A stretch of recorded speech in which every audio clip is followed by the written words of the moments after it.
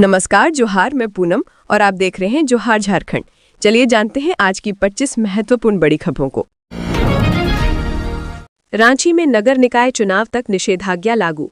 झारखंड निर्वाचन आयोग झारखंड द्वारा नगरपालिका आम निर्वाचन 2026 की घोषणा के बाद जिले में आदर्श आचार संहिता लागू है। चुनाव के दौरान शांति, सुरक्षा और निष्पक्षता बनाए रखने के लिए अनुमंडल पदाधिकारी सदर रांची ने बीएनएसएस की धारा 163 के तहत निषेधाज्ञा जारी की है। ये निषेधाज्ञा चुनाव प्रक्रिया पूरी होने तक रांची सदर अनुमंडल अंतर्गत रांची नगर निगम वर्ग क क्षेत्र में लागू रहेगी। बिना अनुमति कोई भी राजनीतिक सभा, जुलूस, धरना या प्रदर्शन नहीं किया जा सकेगा। जुलूस या सभा में किसी भी तरह के हथियार ले जाने और प्रदर्शन पर पूरी तरह रोक रहेगी। रात 10 बजे से सुबह 6 बजे तक लाउडस्पीकर और ध्वनि विस्तारक यंत्र का उपयोग प्रतिबंधित रहेगा। सार्वजनिक या सरकारी संपत्तियों पर पोस्टर, बैनर, होर्डिंग, नारा लिखना या झंडा लगाना मना होगा। निजी संपत्ति पर भी मालिक की लिखित अनुमति के बिना प्रचार सामग्री नहीं लगाई जा सकेगी। 5 या उससे अधिक लोग शांति भंग करने के उद्देश्य से एकत्र नहीं हो सकेंगे। किसी भी धर्म, जाति, समुदाय या व्यक्ति की भावनाओं को ठेस पहुंचाने वाला प्रचार पूरी तरह प्रतिबंधित रहेगा। सोशल मीडिया पर आपत्तिजनक, भड़काऊ या गलत संदेश पोस्ट करना मना होगा। धार्मिक स्थलों का उपयोग राजनीतिक प्रचार के लिए नहीं किया जाएगा। मतदाताओं को डराने, धमकाने या प्रलोभन देने पर सख्त कार्रवाई होगी। सरकारी भवनों और गेस्ट हाउस का उपयोग राजनीतिक गतिविधियों के लिए नहीं किया जा सकेगा। प्लास्टिक या पॉलीथीन से बने पोस्टर और बैनर के उपयोग पर रोक रहेगी। लाइसेंसी हथियार लेकर चलने और हथियारों के प्रदर्शन पर प्रतिबंध रहेगा। जेपीएससी राज्य औषधि निरीक्षक भर्ती प्रक्रिया शुरू। झारखंड लोक सेवा आयोग द्वारा राज्य औषधि निरीक्षक पदों पर सीधी नियुक्ति की प्रक्रिया आज से शुरू हो चुकी है। स्वास्थ्य, चिकित्सा शिक्षा एवं परिवार कल्याण विभाग के अंतर्गत राज्य औषधि नियंत्रण निदेशालय नामकुम रांची के लिए ये भर्ती की जा रही है।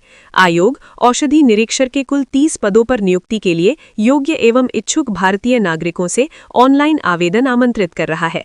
आवेदन प्रक्रिया के तहत ऑनलाइन आवेदन भरने की शुरुआत 29 जनवरी 2026 से शुरू है और आवेदन करने की अंतिम तिथि 18 फरवरी 2026 निर्धारित की गई है। उम्मीदवार आवेदन शुल्क का भुगतान 19 फरवरी 2026 तक कर सकते हैं।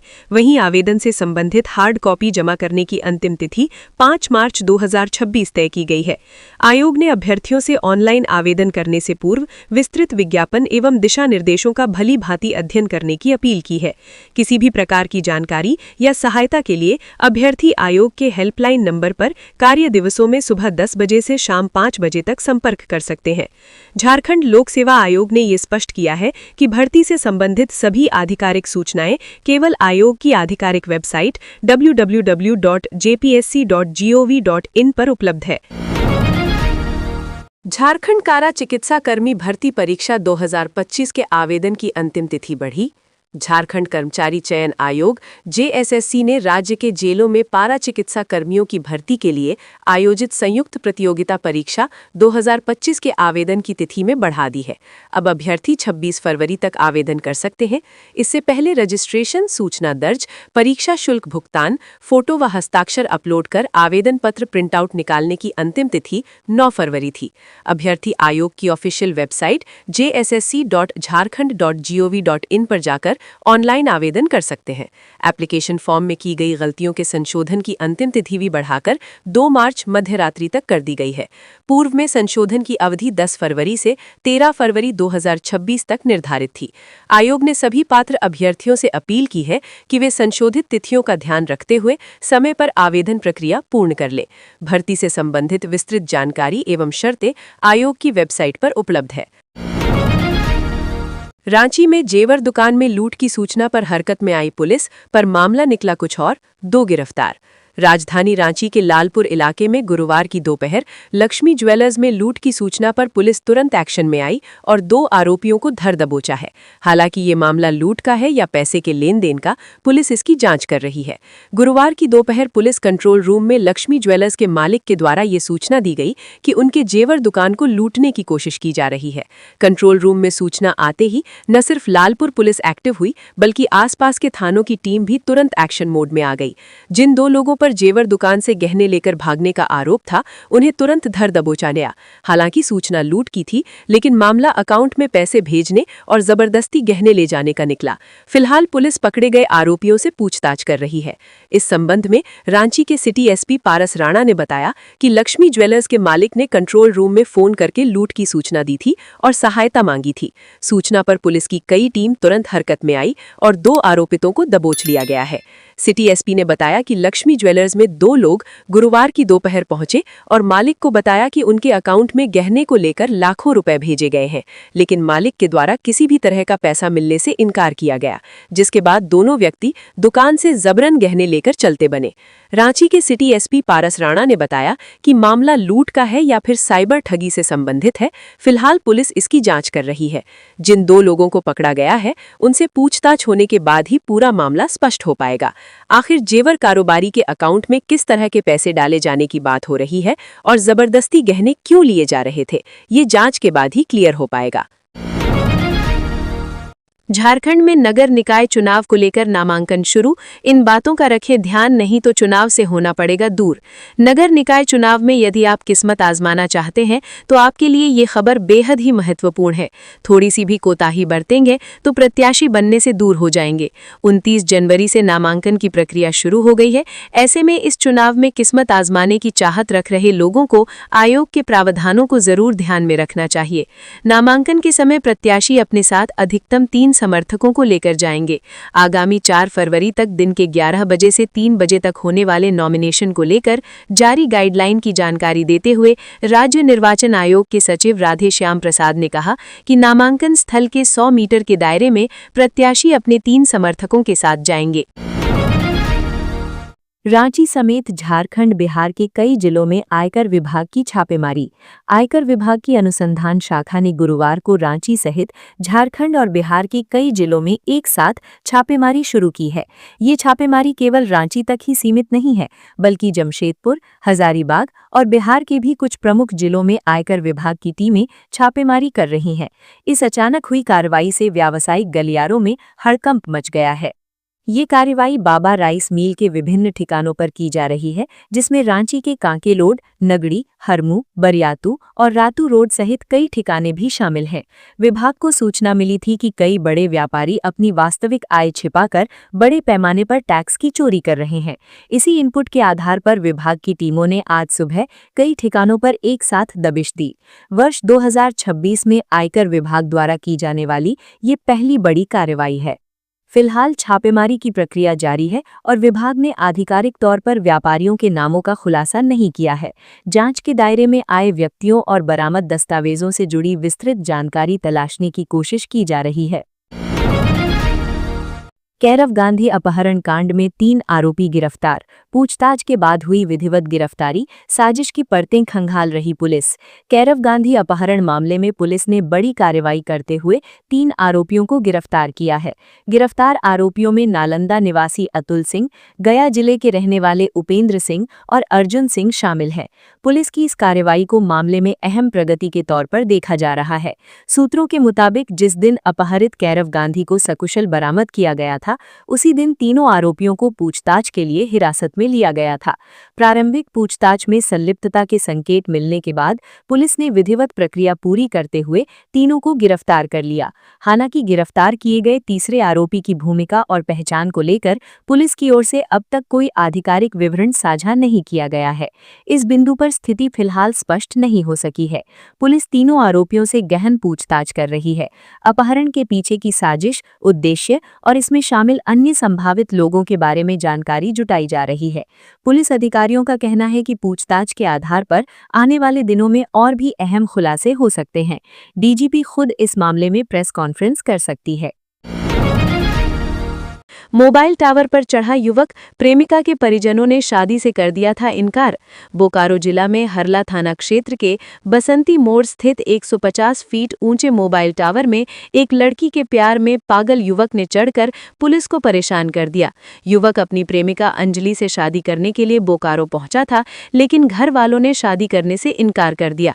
परिजनों के इनकार के बाद वो मोबाइल टावर में चढ़ गया। उसके बाद उसने जान देने की बात कही। थाना प्रभारी की सूझबूझ से युवक नीचे उतरा और उसे थाने ले जाया गया। टावर पर चढ़कर जान देने की कोशिश करने वाला युवक मध्य प्रदेश गुना के जौहरी गांव के रहने वाले भोजराज चंदेल है, जिसे सोशल मीडिया फेसबुक के माध्यम से हरला थाना क्षेत्र के नेपाली पद में रहने वाली अंजलि से प्यार हो गया। पिछले अगस्त महीने में अंजलि भागकर भोजराज के पास पहुंच गई। इसके बाद पुलिस ने उसे बरामद किया। अंजलि ने न्यायालय में खुद से भागने की बात कही थी। उसके बाद युवक लड़की से शादी करने के लिए बोकारो पहुंच गया।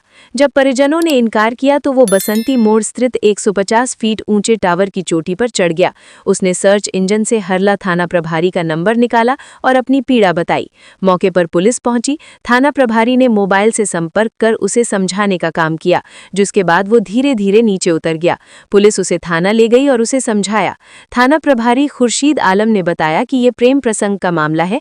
भोजराज चंदेल जो लड़का है वो गुना मध्य प्रदेश का रहने वाला है। युवक मोबाइल टावर पर चढ़ गया था। अंजलि नाम की कोई लड़की है बोकारो के हरला थाना क्षेत्र की, उससे शादी करना चाहता था, लेकिन लड़की के पिता ने शादी से जब इनकार किया तो उसने इस तरह की हरकत की है। थाना प्रभारी ने कहा कि टावर काफी ऊंचा था, इसलिए आवाज नहीं जा रहा था। इस मोबाइल के द्वारा उससे कांटेक्ट किया गया और समझा बुझाकर नीचे उतर गया। इस मामले में युवक ने कहा कि लड़की से फेसबुक पर दोस्ती हुई। लड़की के पिता हमारे माँ पिताजी से अभद्र व्यवहार करते थे, मुझे अकेले में घर बुलाते थे। मैं घर नहीं गया और मैसेज करके मोबाइल टावर पर चढ़ गया। फिर पुलिस का सर्च कर नंबर निकाला और पुलिस को बुलाया। इसके बाद पुलिस के कहने पर ही नीचे उतरा। यूजीसी के नए नियमों पर सुप्रीम कोर्ट की रोक, झारखंड के विश्वविद्यालयों में राहत और संतोष। नई दिल्ली में गुरुवार को सुप्रीम कोर्ट द्वारा विश्वविद्यालय अनुदान आयोग यानी यूजीसी के विवादास्पद इक्विटी नियमों पर रोक लगाए जाने के बाद झारखंड के विश्वविद्यालयों में सकारात्मक प्रतिक्रिया देखने को मिल रही है। रांची विश्वविद्यालय, डॉक्टर श्यामा प्रसाद मुखर्जी विश्वविद्यालय, झारखंड प्रौद्योगिकी विश्वविद्यालय सहित राज्य के विभिन्न उच्च शिक्षण संस्थानों के छात्रों और शिक्षकों ने इस फैसले को स्वागत योग्य बताया है। दरअसल 13 जनवरी 2026 से लागू किए गए यूजीसी के उच्च शिक्षण संस्थानों में समानता को बढ़ावा देने के नियम को लेकर देश भर में विवाद खड़ा हो गया था। इन नियमों में ओबीसी, एससी और एसटी छात्रों के उत्पीड़न से जुड़े मामलों में कार्रवाई के स्पष्ट प्रावधान किए गए थे, जबकि सामान्य वर्ग के छात्रों को लेकर समान रूप से स्पष्ट दिशा निर्देश नहीं दिए गए थे। इसी असमानता को लेकर सुप्रीम कोर्ट में याचिका दायर की गई थी। याचिका पर सुनवाई करते हुए सुप्रीम कोर्ट ने कहा कि यूजीसी के नए नियम अस्पष्ट हैं और इनमें कई बिंदुओं पर अस्पष्टता का अभाव है। अदालत ने अंतरिम आदेश में इन नियमों पर रोक लगाते हुए कहा कि फिलहाल 2012 में लागू नियम ही प्रभावी रहेंगे। कोर्ट के इस फैसले को छात्रों के अधिकार और शैक्षणिक संतुलन के लिहाज से अहम माना जा रहा है। झारखंड के विश्वविद्यालय परिसरों में इस निर्णय के बाद राहत का माहौल है।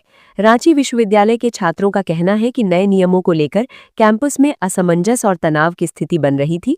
छात्रों को आशंका थी कि अस्पष्ट नियमों के चलते शिक्षा का माहौल प्रभावित हो सकता है। डीएसपीएमयू के छात्र संगठनों ने भी सुप्रीम कोर्ट के फैसले को न्यायसंगत बताते हुए कहा कि किसी भी नीति में सभी वर्गों के लिए समान सुरक्षा और भरोसा जरूरी है। वहीं शिक्षकों का भी मानना है कि विश्वविद्यालयों में पढ़ाई और शोध का माहौल बनाए रखना सबसे अहम है। झारखंड प्रौद्योगिकी विश्वविद्यालय के एक शिक्षक ने कहा कि अगर नियम स्पष्ट नहीं होंगे तो उनका गलत अर्थ निकाला जा सकता है, जिससे शैक्षणिक संस्थानों में अनावश्यक विवाद पैदा होंगे। सुप्रीम कोर्ट का यह हस्तक्षेप बताता है कि नीतियां बनाते समय जमीनी हकीकत और सामाजिक संतुलन को ध्यान में रखना जरूरी है।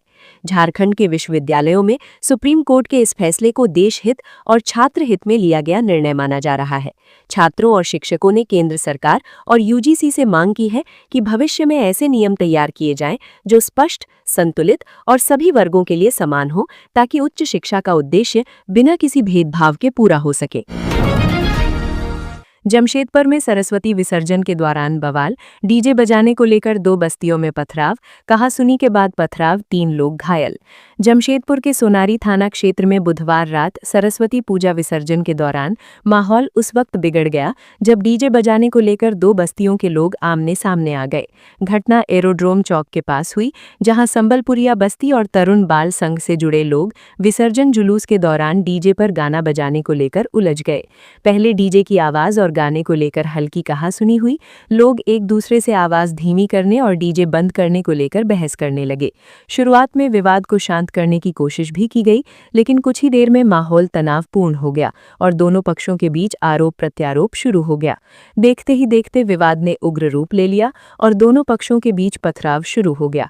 अचानक हुए पथराव से इलाके में अफरा तफरी मच गई, लोग इधर उधर भागने लगे और कुछ देर के लिए एरोड्रोम चौक का इलाका रण क्षेत्र में तब्दील हो गया। इस घटना में 3 लोग घायल हो गए। घायलों में जायंतो नामक युवक की हालत गंभीर बताई जा रही है। पथराव के दौरान उसके सिर और शरीर के अन्य हिस्सों में गंभीर चोटें आई हैं। सभी घायलों को तत्काल टाटा मुख्य अस्पताल ले जाया गया, जहां उनका इलाज जारी है। डॉक्टरों के अनुसार गंभीर रूप से घायल युवक की स्थिति पर लगातार नजर रखी जा रही है। घटना के बाद से अस्पताल में भी घायलों के परिजनों की भीड़ जुटी रही। घटना की सूचना मिलते ही सोनारी थाना पुलिस मौके पर पहुंची और हालात को नियंत्रित किया। पुलिस ने तत्काल अतिरिक्त बल की तैनाती कर क्षेत्र में शांति व्यवस्था बहाल की। स्थिति बिगड़ने से पहले ही विसर्जन जुलूस को वहां से हटाया गया ताकि कोई और अप्रिय घटना न हो। घटना के बाद दोनों बस्तियों के लोगों ने एक दूसरे के खिलाफ सोनारी थाना में लिखित शिकायत दर्ज कराई है। पुलिस ने मामले को गंभीरता से लेते हुए 3 युवकों को हिरासत में लेकर पूछताछ शुरू कर दी है। थाना प्रभारी के अनुसार पूरे घटनाक्रम की जांच की जा रही है और दोषियों के खिलाफ सख्त कार्रवाई की जाएगी। अनियंत्रित ट्रक ने वृद्ध को कुचला, मौत के बाद ग्रामीणों ने किया सड़क जाम। गिरिडीह नगर थाना क्षेत्र के पदम चौक स्थित लाइन मस्जिद मोड़ पर गुरुवार सुबह तेज रफ्तार का कहर देखने को मिला। यहां एक अनियंत्रित ट्रक ने सड़क पार कर रहे 58 वर्षीय वृद्ध को बुरी तरह कुचल दिया, जिससे उनकी मौके पर ही दर्दनाक मौत हो गई। मृतक की पहचान मुफस्सिल थाना क्षेत्र के रानीडीह भोरानडीहा निवासी चिंतामन दास के रूप में हुई है। बताया जाता है कि चिंतामन दास मांग छानकर अपना जीवन यापन करते थे और रोज की तरह आज भी सुबह घर से निकले थे।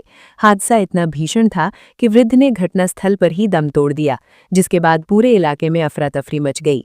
घटना से गुस्साए स्थानीय लोगों ने मुआवजे की मांग और दोषी चालक के खिलाफ सख्त कार्रवाई को लेकर लाइन मस्जिद मोड़ और पदम चौक को पूरी तरह जाम कर दिया। सड़क जाम होने के कारण दोनों ओर वाहनों की लंबी कतारें लग गईं और आवागमन ठप होने से राहगीरों को भारी परेशानियों का सामना करना पड़ा। मामले की गंभीरता और बिगड़ते हालात को देखते हुए गिरिडीह नगर थाना पुलिस अतिरिक्त बल के साथ मौके पर पहुंची।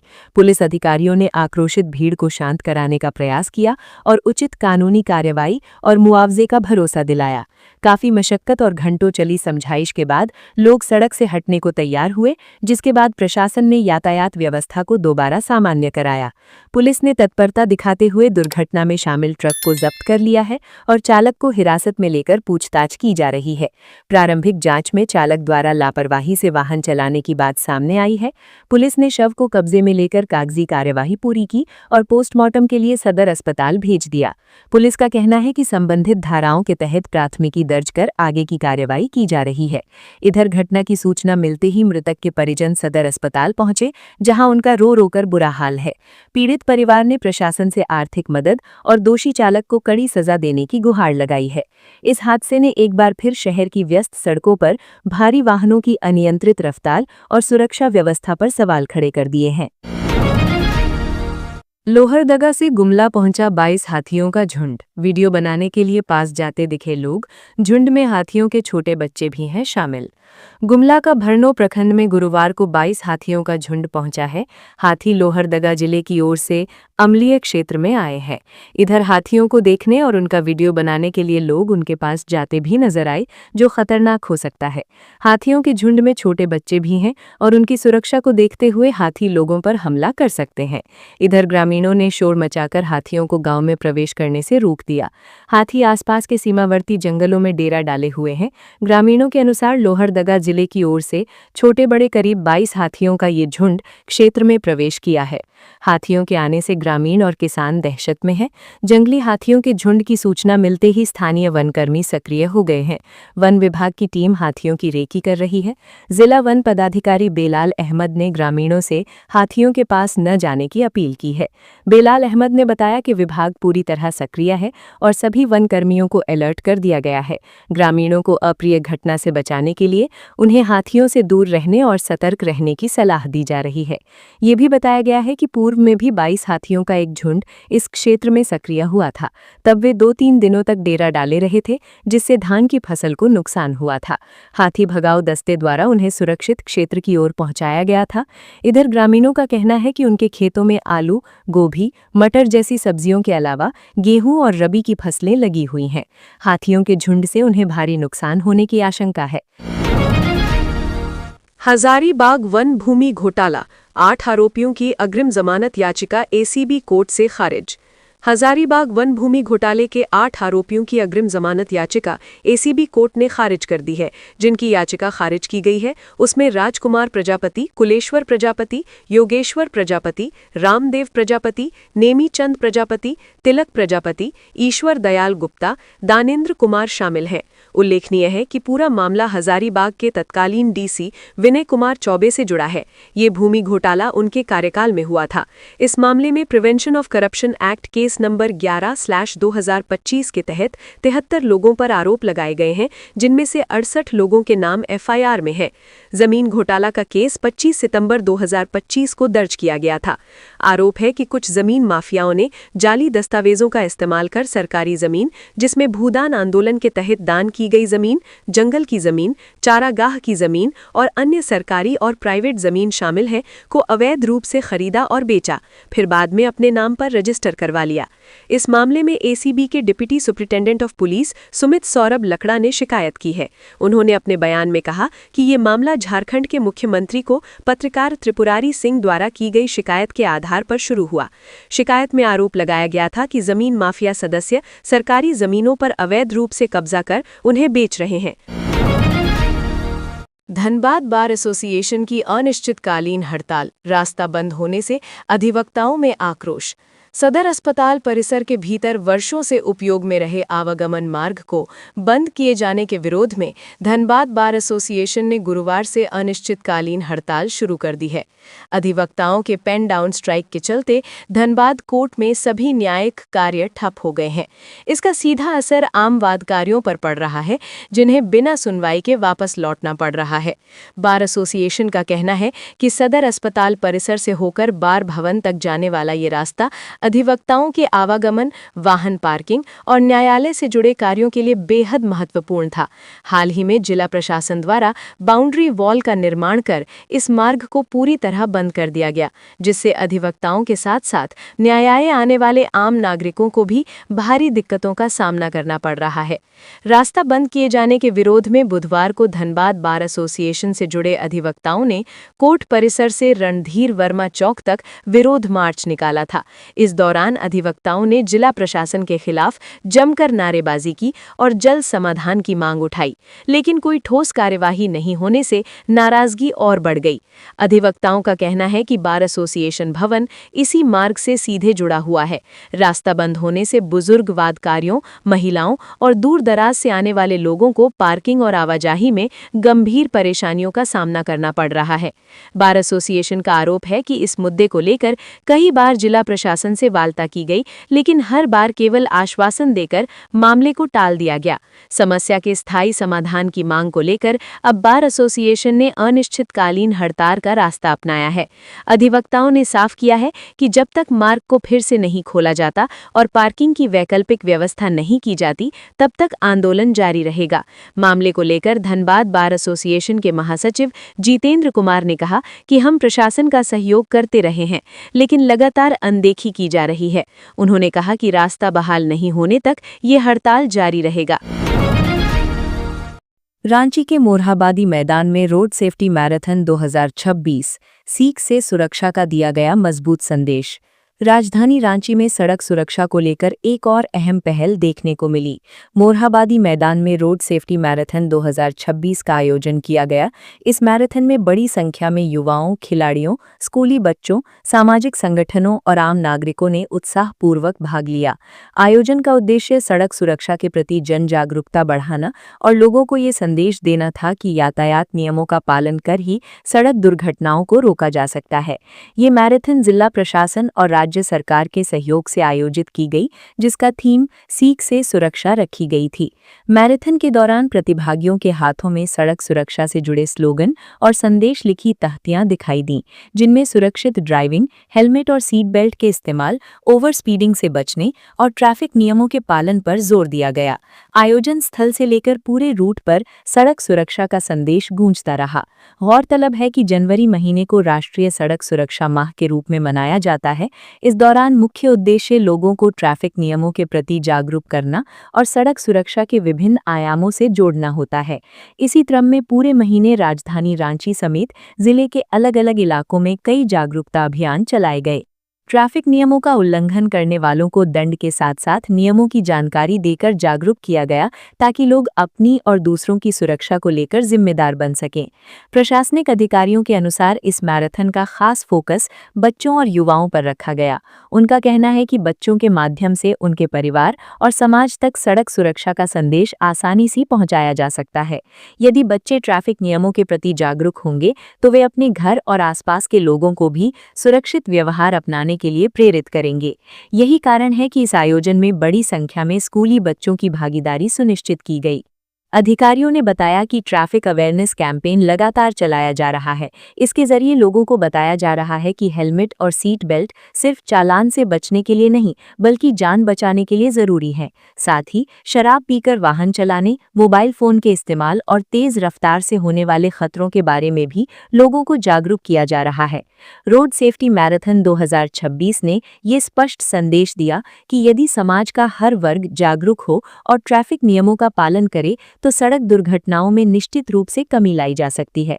इस आयोजन ने राजधानी रांची में सड़क सुरक्षा को लेकर एक सकारात्मक और जिम्मेदार माहौल बनाने की दिशा में मजबूत कदम रखा। धनबाद के पूर्व मेयर चंद्रशेखर अग्रवाल ने नामांकन किया, समर्थकों के साथ भव्य रैली निकाली। नगर निकाय चुनाव को लेकर धनबाद में राजनीतिक माहौल पूरी तरह गर्मा गया है। गुरुवार को पूर्व मेयर चंद्रशेखर अग्रवाल ने समाहरणालय पहुंचकर निर्वाची पदाधिकारी सह अपर समाहर्ता विनोद कुमार के समक्ष महापौर पद के लिए अपना नामांकन पत्र दाखिल किया। इस दौरान उनके साथ भारी संख्या में समर्थक मौजूद रहे, जिससे पूरे क्षेत्र में चुनावी उत्साह देखने को मिला। नामांकन से पूर्व चंद्रशेखर अग्रवाल ने झरिया स्थित श्याम मंदिर से भव्य रैली की शुरुआत की। रैली झरिया से धनसार होते हुए शक्ति मंदिर पहुंची। इसके बाद नया बाजार, राजेंद्र सरोवर, सिटी सेंटर होते हुए मेमको मोड़ तक पहुंची। मेमको मोड़ से वे अपने समर्थकों के साथ पैदल ही समाहरणालय पहुंचे, जहां उन्होंने विधिवत नामांकन प्रक्रिया पूरी की। रैली के दौरान जगह जगह समर्थकों ने फूल मालाओं और नारों के साथ उनका जोरदार स्वागत किया। पूरे मार्ग में मेयर चंद्रशेखर अग्रवाल जिंदाबाद के नारों से माहौल चुनावी रंग में रंगा नजर आया। नामांकन के बाद मीडिया से बात करते हुए चंद्रशेखर अग्रवाल ने कहा कि पूर्व में मेयर पद पर रहते हुए धनबाद की जनता के हित में कई विकास कार्य किए हैं, जिसे शहर की जनता भली भांति जानती है। उन्हीं कार्यों के आधार पर पूरा विश्वास है कि जनता एक बार फिर सेवा का अवसर देगी। उन्होंने ये भी कहा कि यदि जनता का समर्थन मिला और वे दोबारा मेयर चुने गए तो धनबाद के समग्र विकास के लिए और अधिक मजबूती और प्रतिबद्धता के साथ कार्य किया जाएगा। राज्यपाल से मिले सऊदी अरब में मारे गए मृतक के परिजन। विजय कुमार महतो के शव को भारत लाने के लिए लगाई गुहार। 23-24 अक्टूबर 2025 को सऊदी अरब में गिरिडीह के डुमरी प्रखंड अंतर्गत दुधबपनिया निवासी विजय कुमार महतो की मौत हो गई थी। मौत के पीछे गोली लगना वजह रहा था। घटना के 3 माह बाद भी शव अभी तक देश नहीं लाया जा सका है और न ही परिजनों को मुआवजा मिला है। अब इस मामले को लेकर बुधवार को मृतक की पत्नी बसंती देवी, मृतक के पिता सूर्यनारायण महतो, सामाजिक कार्यकर्ता सिकंदर अली के साथ अन्य परिजन राज्यपाल संतोष गंगवार से मिले और आवेदन सौंपा। आवेदन में मृतक की पत्नी बसंती ने बताया कि उनके पति विजय कुमार महतो सऊदी अरब में Hyundai engineering and construction company में कार्यरत थे, जिन्हें भारत से Asia power overseas employment services ने भेजा था, जिसका कार्यालय चेंबूर, मुंबई में है। विदेश भेजने का माध्यम उक्त कंपनी के सहायक प्रबंधक गोविंद सिंह थे। ये सारी जानकारी आवेदन में बताई गई है कि 23 अक्टूबर को उनके पति की मौत सऊदी अरब में इलाज के दौरान हो गई थी। मृत्यु से पूर्व उन्होंने व्हाट्सएप वॉइस नोट के माध्यम से बताया था कि वे पुलिस फायरिंग की घटना में गलती से गोली लगने से घायल हो गए थे। आवेदन में मृतक की पत्नी ने कहा कि उन्हें संदेह है कि कंपनी अथवा एजेंट के माध्यम से सऊदी अरब में उनके पति से कुछ आपत्तिजनक कार्य कराए जा रहे थे, जिसके कारण वे यानी विजय कुमार महतो पुलिस कार्रवाई की चपेट में आए और गोली लगने से उनकी मौत हो गई। इसके बावजूद संबंधित कंपनी एवं एजेंट द्वारा आज तक न तो पार्थिव शरीर भारत भेजने तथा न ही मुआवजा या बीमा राशि प्रदान करने की कार्रवाई हुई है। पीड़िता ने कहा है कि घटना के 3 माह बीत चुके हैं और बार बार सभी विवरण, दस्तावेज एवं लिखित आवेदन देने के बाद भी कंपनी लापरवाही बरत रही है। पीड़िता बसंती ने कहा कि डुमरी विधायक जयराम कुमार महतो द्वारा भी इस मामले को झारखंड विधानसभा के सत्र में उठाया गया था। इसके साथ ही सांसद चंद्र प्रकाश चौधरी एवं विधायक द्वारा संबंधित सभी प्रशासनिक कार्यालयों को पत्राचार भी किया गया है। इसके बावजूद आज तक कोई ठोस कार्यवाही नहीं होना एशिया पावर कंपनी की गंभीर लापरवाही को दर्शाता है। तो ये थी आज की झारखंड की महत्वपूर्ण बड़ी खबरें। अगर आप इसी तरह झारखंड के हर छोटी से बड़ी खबर की जानकारी पाना चाहते हैं तो आप हमारे चैनल को सब्सक्राइब करके रखें। तो हमें दीजिए इजाजत, फिर मिलते हैं अगली न्यूज़ में। धन्यवाद।